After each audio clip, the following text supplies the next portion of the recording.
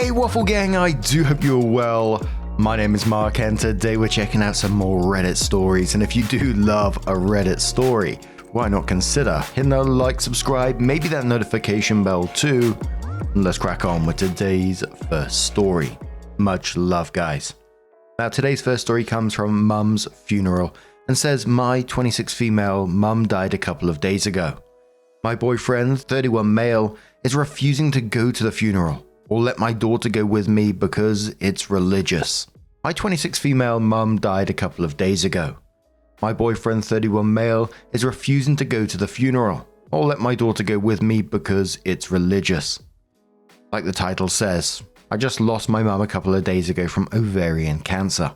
I'm devastated right now, and my boyfriend, we've been together for a year and a half, isn't helping me at all. My mum and I weren't on good terms before her death because of my boyfriend. John and my mum never got along because he's a deep-set atheist and my mum is very religious. Major issues popped up once I got pregnant and had my daughter.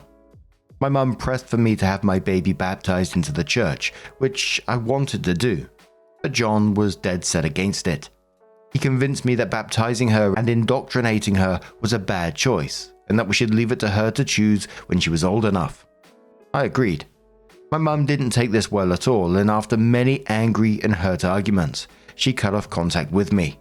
Not having my mum with me during my pregnancy or my baby's birth took a big emotional toll on me, but John insisted it was for the best, and he didn't want my mum near my daughter at all, and that my mum was evil for hurting me. At the time, I was angry, so I agreed. I found out my mum was sick with ovarian cancer a month ago when she called me and wanted to talk. I was horrified and all the bullshit kind of just fell away. I tried to make the best of my time with her, brought my daughter to meet her grandma and tried to build good memories with her. I'm happy to say we reconciled and my mum and I made our peace with each other before she died. I don't want to trash my boyfriend, but John has been a pain in the fucking ass since I found out my mum was sick. He said she deserved it, but quickly backed down when he saw how angry that made me. He refused to go with me to visit or help care for my mum. He didn't even really want to listen to me talk about how happy I was to reconnect with my mum. All he did was remind me that my mum hurt me and I should have no contact with her, and she didn't deserve for me to speak to her. I told him that my mum isn't perfect, but my mum also raised me by herself and that she was my rock for many years and he should respect that. He said nothing outside telling me there was no value in talking to her. Now, we're planning the funeral. I asked John to go with me, and he refused instantly. He said he hated my mum, that she was a see you next Tuesday to our family, and that he wasn't going to go to church ever, and it was rude and insensitive of me to ask.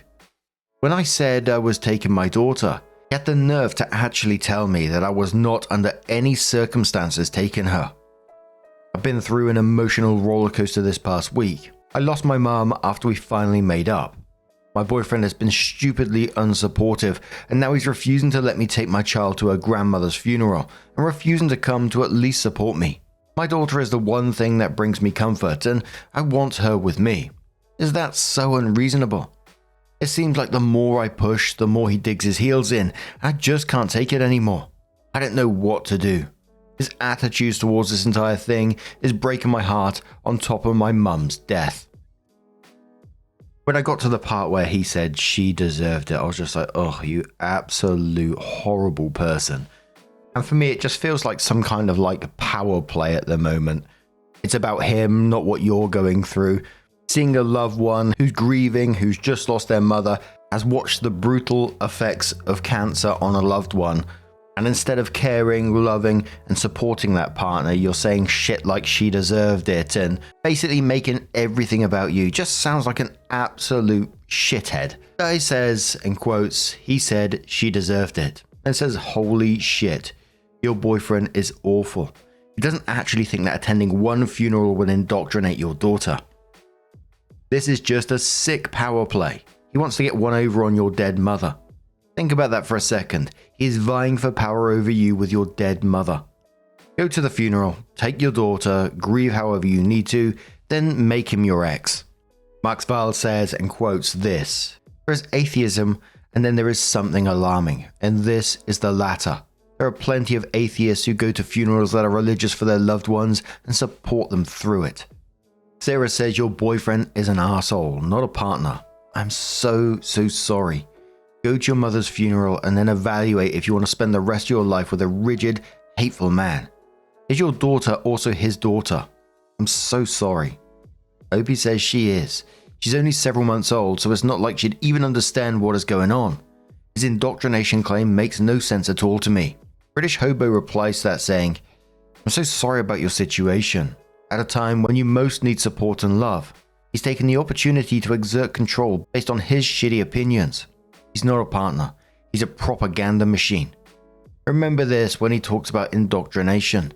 He called your mum a see you next Tuesday and said she deserved to die of cancer. That's a far more horrifying and deplorable attitude for your daughter to grow up around than anything she'd learn by going to a funeral. Belle says, I'm so sorry. I'm 28 and I lost my mother last summer. It still hurts a lot. My husband is an atheist. Our minister did a communion for my mum when she was in hospice care. He explained that he believed in open communion, and he invited both my Jewish aunt and my husband to partake. Both did. My husband also attended my mother's Christian memorial service. My husband has been my rock during my mother's cancer and since her death. I can't imagine not being able to lean on him while I've been sick with grief. You are completely reasonable to want your daughter with you at your mother's funeral. You're also reasonable to expect your boyfriend to show a little more sympathy towards you. I'm frankly appalled by his behavior. If you ever need to talk, just PM me. I found a great solace in talking to people my age who lost a parent before I did. It's like a private club that no one wants to join, but all the members support each other for life. Opie added one final bit of information on her mum and says, my mum actually cut me off when I said that we decided not to baptize my daughter. I tried for weeks and months to reach out to her and even text and called when the baby arrived and got no response. I really wish I tried harder, like gone to the house and knocked, or even just tried to run into her and talk to her. I was really hurt by what my mum did, and I let John talk me into thinking that my mum was really this mean, vindictive person for cutting me out of her life. Trust me when I say I regret it with all my heart now. And I kind of sort of disagree with Opie. I know Opie was going through a lot at that moment, so because I didn't particularly look at the mum in a good way in this as well. But she's the one who decided to cut her daughter off because they didn't want to baptize her granddaughter. And I'm not saying the boyfriend's right at all, but because I just think that they're both wrong. But Opie did come in with her update and says, thanks everyone that sent me condolences about my mum. It's been really hard these past several days, but I've been hanging in there okay. I tried being reasonable to John about how he wanted to handle things. I even told him, like one poster here suggested, that he didn't have to go to the service, but could wait in the lobby with my daughter while the service was going on. Then she could spend time with my family after the service. But he again shot it down. He would be able to hear the service and that would be a violation of his beliefs, and asking to compromise on those beliefs was unconscionable and unfair to our daughter. I told him I had to do it. This was the icing on a very large cake. I told John that as of this week, I wanted our bank accounts separated. He made us join accounts to make sure we split everything equally to be fair, despite me making more. And that I'd be staying with my brother after the funeral while we figured out what to do, whether that was a total breakup or counseling. It was up to him. He said counseling was for the weak-minded, and that we were staying together despite my empty threats, and there was no way in fuck he was letting me take his money. He became very loud and in my face during this conversation, so I just let him throw his tantrum until he took my silence as agreement. I took my daughter with me to the viewing with no problems. John and I barely spoke that day, which was fine by me, but it hit the fan the next day. When I got up in the morning to get myself ready and get my daughter ready, I discovered that he had the motherfucking gall to park his car directly behind mine, blocking me into the driveway. I had no way to get to the funeral in my own car. John always drives to work, but for reasons I can only imagine were to get back at me, decided to take the metro and took the baby carriage and bottles and my pump with him. My brother and I have our differences, granted. In fact, we haven't talked much since my mum and I were estranged. We started talking again after she was sick, but he'll forever be a saint to me for what he did. I called him crying, and he and my sister-in-law arrived within 20 minutes. Sister-in-law calmed me down and helped me get my daughter ready, and they brought along spare bottles. I a carrier, and a breast pump. Thanks to them, I was able to go to my mum's funeral in comfort, and my daughter was an angel during the service. They calmed me down and everything went perfectly. And even though I was a mess most of the day, having my daughter with me and my sister-in-law and even my brother with me to lean on gave me peace on the inside. I've made up my mind not to tolerate John's insane and controlling behavior anymore. He had a litany of excuses for doing what he did. He even tried to claim his car had problems, and I don't want to hear any of them. I never wanted to be a single mum. I always wanted to raise my baby within a family. But I've decided that going alone is much better than doing it with this man, who thought nothing of trying to kick me while I was down. My brothers arranged for me to talk to a friend of his that specializes in family law this week, and we're taking it from there. I still feel so guilty for what happened with my mum. I miss her so much. I hope from here on out I can make her proud of me, despite my mistakes. Commenters on the back of that one says, I'm so sorry you're going through this right now, and I'm glad you had the support of a family behind you. Your daughter is far better off without someone like this as a role model for what she should look for in life. And I'm glad you're getting out of this situation. I would call the bank and see what you can do about the joint account before he tries something like cleaning it out or putting it somewhere else as well. I'm so sorry and I wish you all the best. Opie says I still have my personal account, so I called the bank and set up a meeting for tomorrow. I'm documenting that I've told John not to touch any of the money in the account until everything is worked out. I agree, he's so toxic. John has good points and I do love him, but I can't forgive the way he went out of his way to spite me during this whole thing. That's not love at all. OP replies to another commenter saying, I'm definitely withdrawing the amount of my last check from the account first thing tomorrow. And another comment about the money saying, for everyone that's worried, he didn't get his hands on my money. I went straight to the bank account and got the amount from my last check out of the account. Another commenter says to the OP, I just read your first post in this post. First off, I'm sorry for the loss of your mother. Secondly, I'm glad you're rid of that man. He's as toxic as they come. And thirdly, I'm glad you have a supporting family who came through for you. Anyways, your ex sounds downright horrible. In your first post, you said he called your mother a see you next Tuesday and said she deserved it. I would have left then and there.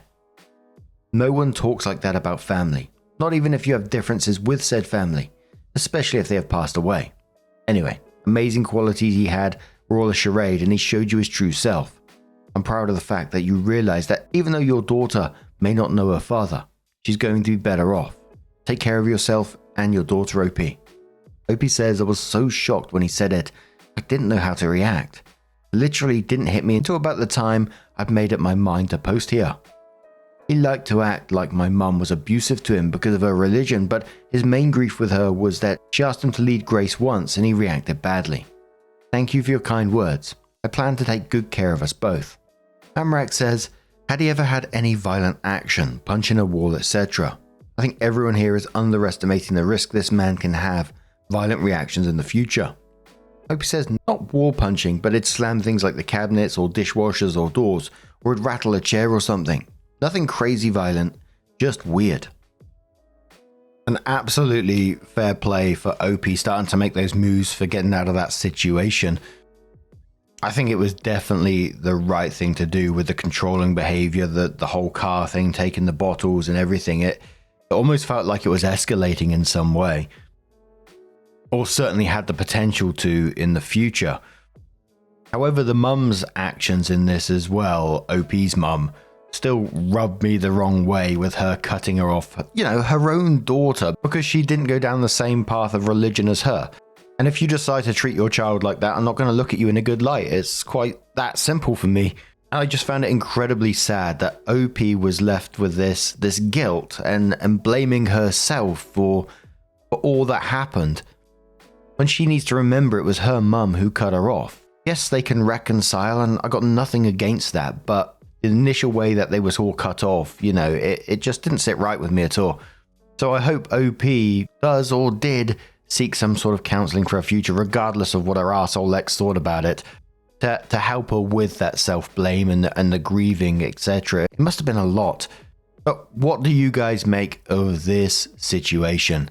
Let us know your thoughts down in the comments below, and let's move on to another story. Now, we're heading on over to the Am I the Arsehole subreddit, which I saw a wild title again. And I give you a warning, if you are eating or anything like that right now, you may want to stop, you may want to skip the story. It's totally up to you. I'm talking about pee here. So as always, timestamps are in the description as always, but this will probably be the last story of the video. Much love.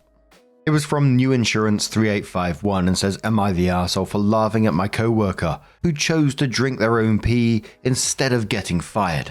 I'm currently working at a mine in Alaska. We live in camp while we work and we are nowhere near civilization. The only way to get there is by aeroplane or winter road. We are expanding, so we have more manpower than usual, so we have temporary housing in tents. These aren't camping tents and an air mattress or anything. They are proper Arctic survival tents with electricity and heating and everything. The only difference is that they do not have private bathrooms like to regular camp rooms, so you have to walk about 100 yards to get to the bathroom. This has led to some guys using piss jugs. It's exactly what it sounds like. You buy bottled drink and then you have a container, so you don't have to leave your room to relieve yourself. Gross, but understandable. The one ironbound rule is don't get caught. If the maids find it, you are screwed, terminated, put on the no hire list for 90 days. My buddy Dan double screwed up. He forgot to get a bottle, so he used a coffee cup he had in his room. Then he forgot to dispose of the cup in the morning. He got called to the office to be let go. He said it wasn't urine, but his tea that he had let get cold. He proved it by drinking it. They didn't fire him because what kind of maniac would drink day-old cold urine? He was telling us all how he pulled one over on the company and I laughed. I thought it was funny. He said it wasn't funny and that it's bullshit that he had to do that. He called me an arsehole for not having more empathy. I honestly thought it was hilarious. Now, I'm not going to get into the logistics of if there's a better way where they should be peeing or if there's some sort of like cardboard portable toilet that they can have in their tents. But if I'm being 100% honest and a friend told me this, I probably would have laughed as well. Would I have empathy for him at the same time? Absolutely. I think you can laugh and have empathy. And it's something I've come to terms with over time. Like I've told you about my stories from my past and how I felt conflicted about like some of the things I found funny. Like I've told you the story about the woman chucking the Hoover off the top of the balcony. And at the time, I found it hilarious. I was like, what the hell's going on here? You know, it's just such a chaotic scene and the guy coming out, picking parts of the Hoover apart and all this kind of thing. The scene was so wild, so chaotic that I laugh. And, you know, it's still a funny scene to me. But behind the scenes, later in life, when, especially after reading so many stories, I think about that person's mental state back then and how they were. And I do have empathy for them. Yes, they attacked children by throwing a Hoover at them. But I can also look back and say there was likely something there, especially because the area we lived in, it was quite common, you know? And basically what I'm saying is that I believe that you can have empathy and find something hilarious at the same time. Although I've had many people disagree with me if I'm finding it hilarious, then how you have an empathy. But, you know, regardless, that's the way I feel. I know how I feel about it. But Alien Dog asked the OP, they said, info, what's the pay like? OP replied saying, 225,000 a year gross. Here for the shit talk says, I'd drink my own cold piss to protect that salary. Blue Lizard replies to that saying, I'd walk to the bathroom to protect that salary. Gertrude says, not the arsehole, but your buddy is right. It's fucked up that this is the situation. I get that the maid shouldn't have to deal with that. The workers also shouldn't have to deal with walking out in the cold in the middle of the night to piss. There should be a better solution than don't get caught. Pay one person extra to gather the medical grade piss jugs and dispose of them properly, then wash them to hand out again for overnight. It's not that hard. Kay says, no one's an arsehole here. I mean, you can have empathy and still find it fucking hysterical. At the end of the day, he got to keep his job. It's a great story, and he'll probably never forget the bottle of Gatorade again. Forward Dingo says it's really disgusting, and although I think I would have vomited instead of laughed, or maybe vomited and then laughed, I can see the reaction. On another note, I wouldn't have told a living soul that I had done that either. Not the arsehole. Gale Whisper says, honestly, that's a wild story. I get why you'd laugh. It's absurd, but your friend's point is valid too. It sucks he felt forced into that situation. Maybe suggest better camp facilities or solutions to avoid these awkward moments in the future. Now, I'm going to turn this to you guys. What do you guys make of this situation? Let us know your thoughts down in the comments below. As always, I would love to hear them. And just a huge thank you for being here today. Get involved in the stories. Your love, your support, your time always means the absolute world to me. So thank you so much for being here. Truly, it's absolutely amazing. And I will see you in the next one. Take care and much love.